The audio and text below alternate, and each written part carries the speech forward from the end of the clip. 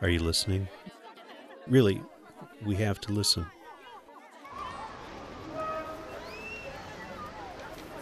It matters.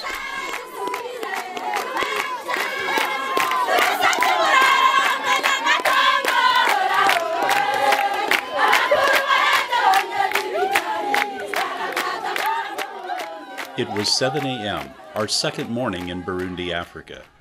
After a cold shower and a breakfast of French toast and bananas, we headed out on a 4-hour bus excursion into the mountains northeast of Bujumbura. After leaving the crowded, busy streets of the capital, the twisting road quickly became bumpy and steeper, with scatterings of people walking and transporting goods on their heads and by bicycle, up and down the mountains. We would constantly speed up and slow down, avoiding people, livestock, and occasional potholes of various sizes. The weather was clear, slightly warm and humid. Our views of the nearby mountainsides were breathtakingly beautiful. But it's mid-June, and the horizon and distant mountains of the Congo are already blocked with haze as the dry season approaches. Our team was made up of 10 leaders from our church, along with several members of Harvest for Christ Burundi, including Onesphore, who helped as a guide, giving us various insights and history along the way. As the director of Harvest for Christ, he shared his love for Burundi and the amazing vision and impact that the entire Harvest for Christ team has developed over the past several years. Before arriving at our destination, we stopped at a few places of interest.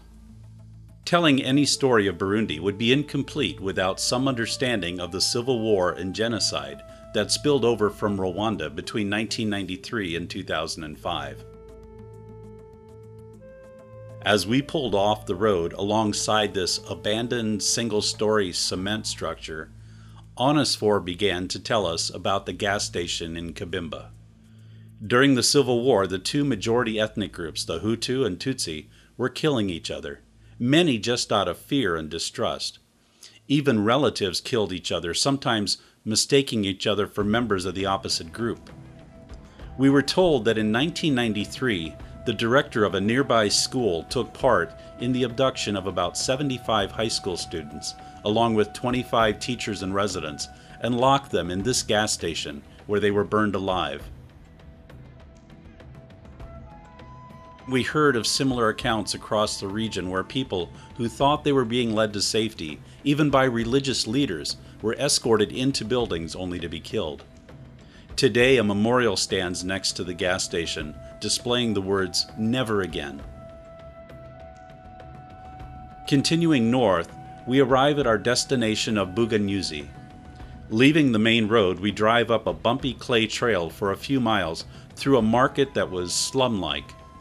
And as poor as the market looked, nothing could have prepared us for the poverty we were about to experience. On the other side of the market, we approached a clearing, and this is where we had our first encounter with the Batwa. Twa means pygmy in Kirundi. The Batwa make up only about 1.5% of the population. They are a shunned people group that is only permitted to live on the fringes where the soil is rough and rocky. Oddly, they don't view themselves as Burundian, even though they are indigenous to the area. They're marginalized and not well supported by their country or community at large. The average life expectancy of the Batwa is only about 27 years, primarily due to child mortality. As a result of the lack of clean water, food, and basic medical supplies, about 20% of these children won't live to the age of 5.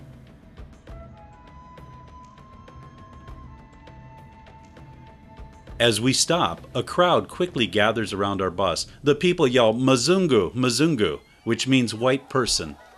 It's not a derogatory or threatening term, it's just that they don't see white persons around their village very often. This particular village has about 100 families that average about 7 per family. Before we knew it, we were being greeted by a lot of excited people who quickly became our friends and neighbors for the next 3 days. After exiting the bus, we made our way past an old church building that was being used as a school and where half of our team would assist with children's ministry over the next few days. Following the narrow trails, we were taken on a tour around the village where we observed various cultural, social, and living conditions. A highlight of the initial visit was Onesphor's explanation of the existing dwellings used by the Batwa. These dome-shaped huts are about 8 feet around by 5 feet tall, covered with grasses, plastic bags, or any other materials that can be found. Often accommodating 7 or 8 people, they feature dirt floors and usually leak when it rains.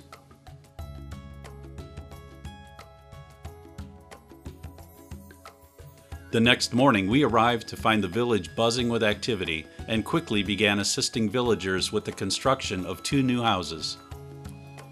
The first houses were being given to 2 elderly widows and their children, who were selected by the villagers. A third house is also being planned that will be for a family of 9 who now share a single hut. To begin, part of the crew went down to the bottom of the mountain to help bring back bamboo, eucalyptus trees, clay powder, and other building materials, while the other half assisted with preparing the site and digging post holes with machetes and other available tools. Ironically, the machete was one of the primary tools of war used during the genocide, and many survivors carry the scars as a reminder. While the construction was underway outside, the second half of our team assisted with children's ministry, teaching Bible stories, singing worship songs, and helping with other activities and snack times. At the end of the third day, it was almost like a party. The villagers all gathered in an open area. The children began showing up with balloons and crazy glasses made of colorful pipe cleaners. It was an amazing celebration for everyone. While the house construction and children's ministry were coming to a close, our partners with Harvest for Christ went into town and literally purchased a busload of food to give to the head of each family. $10 worth of rice and beans will feed a family well for 2 weeks. And they made sure that each family in the village received a supply. Great care was taken to get the food to the head of each household, be it widows or husbands. It is important for dignity's sake, especially for the fathers, to take part in providing for their families whenever possible, as opportunities to do so are as scarce as the food and water itself. The men seem to take great pride in building houses and bringing home food. Everyone in the village worked hard and participated in every aspect of our visit. They were gracious, kind, and made us feel welcome, safe, and cared for.